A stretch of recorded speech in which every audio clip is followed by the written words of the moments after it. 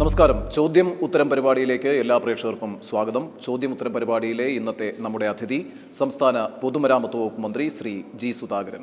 സ്വാഗതം ശ്രീ ജി സുധാകരൻ. ഈ ജനക്ഷേമത്തിനു വേണ്ടി പ്രവർത്തിക്കുന്ന സർക്കാർ, ജനങ്ങളുടെ നന്മയ്ക്ക് വേണ്ടി പ്രവർത്തിക്കുന്ന സർക്കാർ, അതാണ് LDF നേതൃത്വം അവകാശപ്പെടുന്നത്.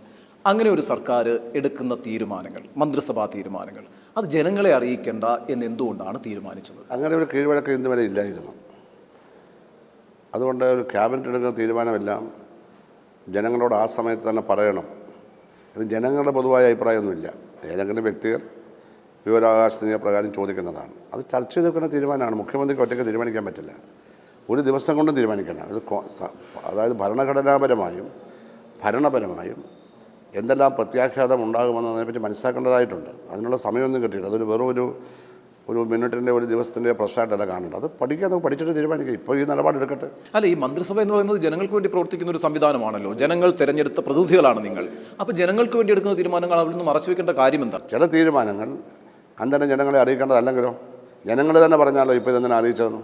ചില തീരുമാനങ്ങൾ പെട്ടെന്ന് വെളിപ്പെടുത്തിയാൽ പ്രത്യാഘാതം ഉണ്ടായ ഉത്തരവാദിത്തം പറയും.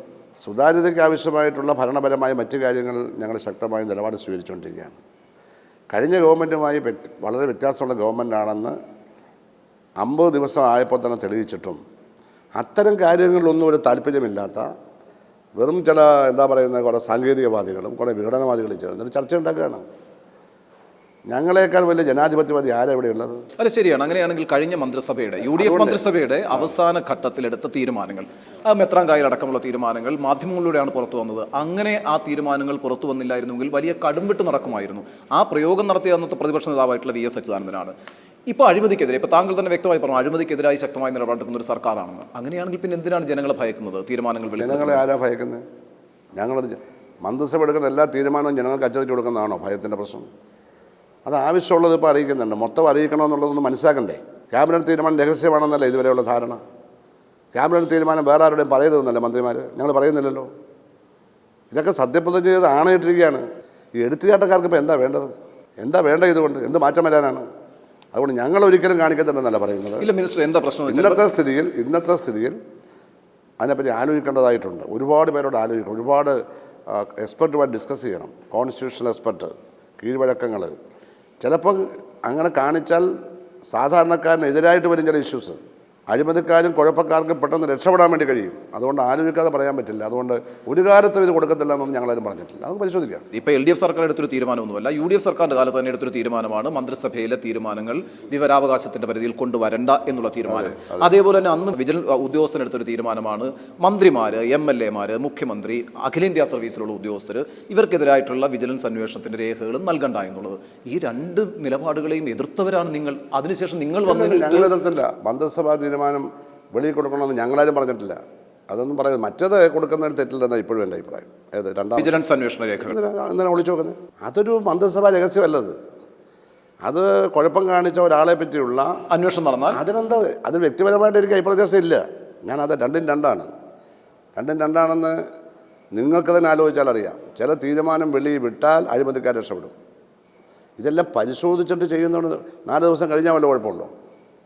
70 വർഷം കാത്തിരിക്കാമെങ്കിൽ ഇതേപ്പറ്റി പഠിക്കാൻ വേണ്ടിയുള്ള അവസരം തന്നാൽ എന്താ ഗവൺമെൻറ് പൊടുന്നനെ ചെയ്യാൻ പറ്റും? കഴിഞ്ഞ ഗവൺമെൻറ് ചെയ്തതെല്ലാം തെറ്റാണെന്നോ അല്ലെങ്കിൽ ചെയ്തതെല്ലാം ശരിയാണെന്നുള്ള തെറ്റായിട്ടുള്ളതൊക്കെ ഞങ്ങൾ തള്ളിക്കളയും. ഇതിനകത്തൊരു കോൺട്രവേഴ്സിയുടെ കാര്യമില്ല. ഈ മന്ത്രിസഭാ തീരുമാനങ്ങൾ യഥാർത്ഥത്തിൽ എത്രയോ കാലമായിട്ട് ഇപ്പോൾ EK നായനാരാണെങ്കിലും VS അച്യുതാനന്ദനാണെങ്കിലും ഒക്കെ നിങ്ങളുടെ തന്നെ മുഖ്യമന്ത്രിമാർ മന്ത്രിസഭ ബുധനാഴ്ച യോഗം ചേർന്ന് കഴിഞ്ഞാൽ മാധ്യമങ്ങളെ കാണുകയും മന്ത്രിസഭാ തീരുമാനങ്ങൾ, ഇപ്പോൾ പറയാൻ കഴിയുന്ന തീരുമാനങ്ങൾ ജനങ്ങളോട് ഈ മാധ്യമങ്ങളിലൂടെ വിശദീകരിക്കുകയും ചെയ്യുന്നൊരു പതിവുണ്ടായിരുന്നു. എന്തുകൊണ്ടാണ് അത് വേണ്ട എന്ന് തീരുമാനിച്ചത്? മുഖ്യമന്ത്രി എല്ലാ കാര്യവും ഇങ്ങനെ പറയേണ്ട കാര്യമില്ല. പറയേണ്ട കാര്യം പറഞ്ഞാൽ മതി. അദ്ദേഹം വല്ല പ്രസ് റിലീസ് കൊടുക്കേണ്ട അദ്ദേഹമല്ല. വെറുതെ ഒരു കാര്യമില്ലാതെ പോയി പത്രസമ്മേളനം നടത്തുകയാണ്. അതിന് പബ്ലിസിറ്റി ആ നിലയിൽ അദ്ദേഹത്തിന് ആഗ്രഹമാണ്. ജനങ്ങൾക്ക് എന്താ കുഴപ്പം? അതുകൊണ്ട് ഇല്ല, പബ്ലിസിറ്റിയുടെ പ്രശ്നമല്ല. ഇപ്പോൾ ഒരു മന്ത്രിസഭ ഒരു തീരുമാനത്തിൽ ഒരു ക്ലാരിഫിക്കേഷൻ വരുത്താൻ പറ്റും. ഇപ്പോൾ എന്താണ് നല്ല വിസ്തീർണ്ണം നിങ്ങൾക്ക് ചോദിക്കാൻ ആവശ്യമുള്ളവർക്ക് പോയി ചോദിക്കാമല്ലോ. ആ ക്ലാരിഫിക്കേഷൻ തരുമല്ലോ. ഇതിനൊന്നും ഇവിടെ ഒരു തടസ്സമില്ല. ഇവിടെ ഇങ്ങനെ കീഴ്വഴക്കം ഉണ്ടായി. ബുധനാഴ്ച ക്യാബിനറ്റ് യോഗം കഴിഞ്ഞാൽ അല്ലെങ്കിൽ മറ്റൊരു ദിവസത്തേക്ക് മാറ്റിയിട്ടുണ്ടെങ്കിൽ ക്യാബിനറ്റ് യോഗം കഴിഞ്ഞാൽ മുഖ്യമന്ത്രി വിശദീകരിക്കണം. വിശദീകരിച്ച് അവസാനം എന്താ സംഭവിച്ചുകൊണ്ടിരിക്കുന്നത്? നല്ല കാര്യമെല്ലാം അങ്ങ് പോകും. വിവാദങ്ങൾ മാത്രം. അവസാനം ഒരു സരിതയോ ഒരു ഇതായിട്ട് മാറുകയാണ്. ഞങ്ങളത് ആഗ്രഹിക്കുന്നില്ല. അത് വേറെ ചോദിച്ചോണ്ട് ഞങ്ങൾക്ക് അവസരമുണ്ട്. പത്രസമ്മേളനം വേറെ നടത്തും. മുഖ്യമന്ത്രിയുടെ നിലപാട് 100% ശരിയാണെന്ന് ഞാൻ വിശ്വസിക്കുന്നു. അങ്ങനെയാണെങ്കിൽ മിനിസ്റ്റർ, ഇത് മുഖ്യമന്ത്രിയുടെ തീരുമാനമാണോ അതോ പാർട്ടിയുടെ തീരുമാനമാണോ? ഈ മാധ്യമങ്ങളെ പാർട്ടി ഇതൊന്നും ഇടപെടാറില്ല. മുഖ്യമന്ത്രി അപ്പോൾ പത്രസമ്മേളനം നടത്തണം വേണ്ടെന്നൊന്നും പാർട്ടി ആലോചിക്കുന്ന അതൊക്കെ അദ്ദേഹത്തിൻ്റെ അഭിപ്രായമാണ്. ആ അഭിപ്രായം ശരിയാണെന്ന് എൻ്റെ അഭിപ്രായം. ഈ നിയമസഭയിൽ പറഞ്ഞത് PC ജോർജ് പറഞ്ഞത് കോടിയേരി ബാലകൃഷ്ണൻ ഒരു പാർട്ടി സെക്രട്ടറി ജീവിച്ചിരിക്കുന്നുണ്ടോ എന്നുള്ളതാണ്. അതായത് ഈ പാർട്ടിയും സർക്കാരും ഒക്കെ പിണറായിയിൽ മാത്രമായി ചുരുങ്ങി എന്നൊരു പ്രചാരണം ശക്തമാവുന്നുണ്ട്. പല പ്രചരണവും വരും. പക്ഷേ കേരളത്തിലൊരു മാറ്റം, കഴിഞ്ഞ കാലങ്ങളിലെ തെറ്റുകളെന്നൊരു മാറ്റം വേണമെന്ന് അദ്ദേഹം ആഗ്രഹിക്കുന്നു. LDFൻ്റെ ഡയറക്ഷനുണ്ട്, CPMൻ്റെ തീരുമാനമുണ്ട്. അദ്ദേഹം അതിനനുസരിച്ച് പെരുമാറുന്നു. അദ്ദേഹം ഈ 55 ദിവസം കൊണ്ട് ജനഹൃദയങ്ങൾ കയറി പറ്റിക്കഴിഞ്ഞു. ഒരു കസേര ഇട്ട് കഴിഞ്ഞ് 55 ദിവസമേ ഉള്ളൂ. അദ്ദേഹത്തിൻ്റെ അഭിപ്രായങ്ങളെ ജനങ്ങൾ കാതോർത്തിരിക്കുകയാണ്. ആവശ്യമില്ലാത്ത ഒന്നും പറയുന്നില്ല, ആവശ്യമുള്ളത് മാത്രമേ പറയുന്നുള്ളൂ. ഒരു മുഖ്യമന്ത്രി എന്ന് പറഞ്ഞാൽ full of sound and fury, signifying nothing എന്ന് വരുത്താൻ അദ്ദേഹം ആഗ്രഹിക്കുന്നില്ല. ഷേക്സ്പിയറുടെ അങ്ങനെ എന്നായിട്ട് അറിയാമല്ലോ, full of sound and fury, ഭയങ്കര വളമായിരിക്കും, ബട്ട് സിഗ്നിഫൈയിങ് നത്തിങ്. മുഖ്യമന്ത്രിമാരുടെ പല പത്രസമ്മേളനവും full of sound and fury, signifying nothing ആണ്. അദ്ദേഹം അത് ആഗ്രഹിക്കുന്നില്ല. അദ്ദേഹം ഷേക്സ്പിയറുടെ വായിച്ചിട്ടൊന്നുമാണെന്ന് എനിക്ക് തോന്നുന്നില്ല. അതൊരു നല്ല കാര്യമല്ലേ? അല്ല, എപ്പോഴും ഈ പിണറായി വിജയനെ വിവാദങ്ങളിൽ കൊടുക്കുന്നൊരു സ്വഭാവം മാധ്യമങ്ങൾക്കുമുണ്ട്. അത് ഞാൻ അംഗീകരിക്കുന്നു. പലപ്പോഴും അദ്ദേഹം തെറ്റിദ്ധരിക്കപ്പെട്ടിട്ടുള്ള ആളുമാണ്. അതുകൊണ്ടൊരു ഭയം പിണറായിക്കുണ്ടോ മാധ്യമങ്ങളെ നിരന്തരം കാണുന്നതിനകത്ത്? മാധ്യമങ്ങളെ പാർട്ടി സെക്രട്ടറി ആയതിൻ്റെ ഏറ്റവും കൂടുതൽ കണ്ടുകൊണ്ടിരുന്ന അദ്ദേഹമാണ്. ഒരു പാർട്ടി സെക്രട്ടറിയും ഇത്രയും പത്രസമ്മേളനം നടത്തിയിട്ടുണ്ടാവും, ഓരോ പ്രശ്നങ്ങളാണ് നടത്തിയത്. അപ്പോൾ അദ്ദേഹത്തിന് മാധ്യമത്തിന് ഭയം, എന്തിന് ഭയപ്പെടേണ്ട കാര്യം അദ്ദേഹം കുറ്റം കാണിച്ചു. ലാവലിന് കള്ളക്കേസ് കൊടുക്കാൻ ശ്രമിച്ചത് നടന്നില്ലല്ലോ അവസാനം. അപ്പോൾ അതേപ്പറ്റി മിണ്ടാൻ പോലും പ്രതിപക്ഷത്തിന് കഴിയില്ല. കാരണം അത് സത്യമല്ലായിരുന്നു അദ്ദേഹത്തിന് വല്ല ആരോപണം. അത് പോയി. അദ്ദേഹത്തിനെ ഭയപ്പെടുന്നത്. ഞാൻ ഒരുപാട് രാഷ്ട്രീയ നേതാക്കന്മാരെ കണ്ടിട്ടുണ്ട്. ഭയമില്ലാത്ത ഒരാളാണ്. അതായത് ഭയപ്പെടേണ്ടവരെ ഭയപ്പെടണം. പാർട്ടി അദ്ദേഹം ബഹുമാനിക്കുന്നു, പാർട്ടി തീരുമാനം അനുസരിച്ച് പ്രവർത്തിക്കുന്നുണ്ടോ എന്നുള്ള കാര്യം ജാഗ്രതയുണ്ട്. CPMൻ്റെയോ കമ്മ്യൂണിസ്റ്റ് പാർട്ടിയുടെയോ ഭരണാധികാരികൾക്ക് ഭയമുണ്ടാവേണ്ട കാര്യമില്ല. കാരണം ഭയമുണ്ടാവേണ്ടത് ജനങ്ങൾക്കെതിരായി എന്തെങ്കിലും ഞാൻ ചെയ്യുമ്പോൾ ജനം അറിയുന്നോ എന്നുള്ള ഭയമാണ്.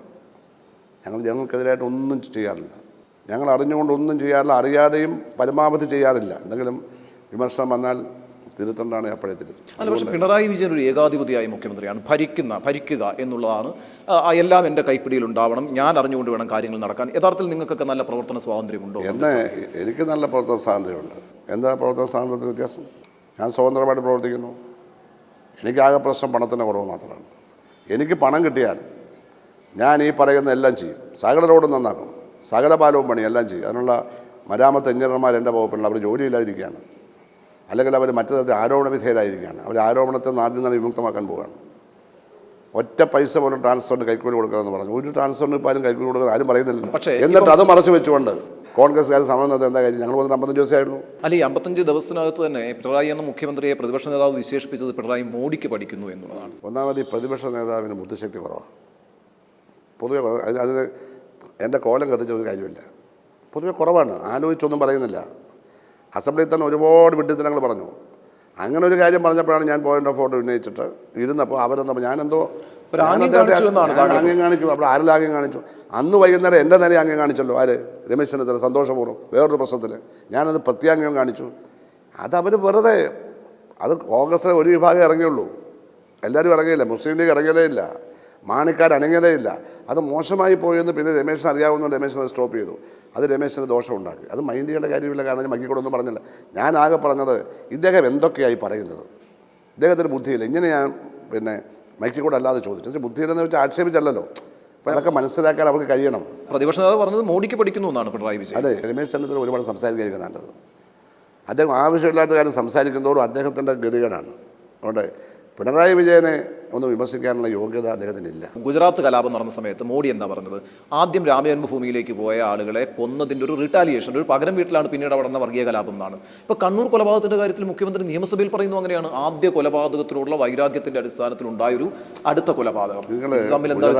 ഗുജറാത്തിലെ വംശഹത്യ, ജനോസൈഡ്, മുസ്ലിങ്ങളെ ഇല്ലായ്മ ചെയ്യുക, അതിനെ ഗർഭിണികളുടെ വരെ ഗർഭപാത്രം കുത്തി തുറന്നു കൊല്ലുക, ഇതാണോ കണ്ണൂരിലെ രാഷ്ട്രീയമായിട്ടുള്ള ചില സംഭവങ്ങൾ? അവിടെ വഴക്കുണ്ടായി അങ്ങോട്ടും ഇങ്ങോട്ടൊക്കെ ആൾ മരിക്കുന്നു, ചിലപ്പോൾ മരിച്ചിട്ടുണ്ടാവും. പക്ഷെ അത് ഒഴിവാക്കേണ്ടതാണ്. ഈ ഭരണത്തിൻ്റെ അത് ഒഴിവാക്കേണ്ടതാണ്. ഇടതുപക്ഷക്കാരെ രണ്ടുപേരെ അറസ്റ്റ് ചെയ്തല്ലോ ഇപ്പം. അതിലൊന്നും ഒരു പക്ഷപാതവും അദ്ദേഹം കാണിച്ചില്ലെന്ന് മാത്രമല്ല, ഗവൺമെൻറ് എല്ലാവരെയും ഒരുപോലെ പരിഗണിക്കുമെന്ന് ശക്തമായി പറഞ്ഞുകൊണ്ടിരിക്കുകയാണ്. പിണറായി വിജയൻ്റെ വാക്കുകൾ ഒരിക്കലും പാഴാവാറില്ല. ഈ 55 ദിവസത്തിനകത്ത് ഈ സർക്കാരിൻ്റെ നിയമോപദേഷ്ടാവ്, മുഖ്യമന്ത്രിയുടെ നിയമോപദേഷ്ടാവ് MK ദാമോദരൻ, അദ്ദേഹം പൈസയൊന്നും വാങ്ങിക്കുന്നില്ല, ഒരു ഓണററി പോസ്റ്റാണെന്നൊക്കെ പറയാമെങ്കിൽ കൂടിയും അദ്ദേഹം ഹാജരാകുന്ന ആർക്ക് വേണ്ടിയിട്ടാണ്? സാന്റിയാഗോ മാർട്ടിന്, ചന്ദ്രശേഖരൻ, കശുവണ്ടി കോർപ്പറേഷനിൽ അഴിമതി നേരിടുന്ന R ചന്ദ്രശേഖരൻ, ക്വാറി മാഫിയ, ഈ ക്വാറി പരിപാടിക്ക് പരിസ്ഥിതി ക്ലിയറൻസ് വേണ്ട എന്ന് പറഞ്ഞ് വാദിക്കാൻ പോവുകയാണ്. അപ്പം ഇതൊക്കെ ഏത് ധാർമ്മികതയുടെ പേരിലാണ്? എനിക്ക് അദ്ദേഹത്തിൻ്റെ വക്കാലത്തിൻ്റെ ഡീറ്റെയിൽസ് ഒന്നും അറിയില്ല. അദ്ദേഹത്തിൻ്റെ വക്കാലത്തിൻ്റെ ഡീറ്റെയിൽസ് അറിയാതെ എനിക്കിതേപ്പറ്റി പറയാനാവില്ല. ഒരു കാര്യം വ്യക്തമാണ്, ഒരു മാഫിയ ഈ ഗവൺമെൻറ് സഹായിക്കില്ല. പടച്ചതമ്പുരാൻ വന്ന് പറഞ്ഞാലും, പടച്ചതമ്പുരാൻ അത് പറയത്തില്ല, പറഞ്ഞാലും ഒരു മാഫിയയ്ക്ക് ഞങ്ങൾ കീഴപ്പെടാൻ ഒരു അഴിമതിക്ക് ഞങ്ങൾ കൂട്ടുന്നില്ല. അത് മാത്രമേ എനിക്ക് പറയാൻ.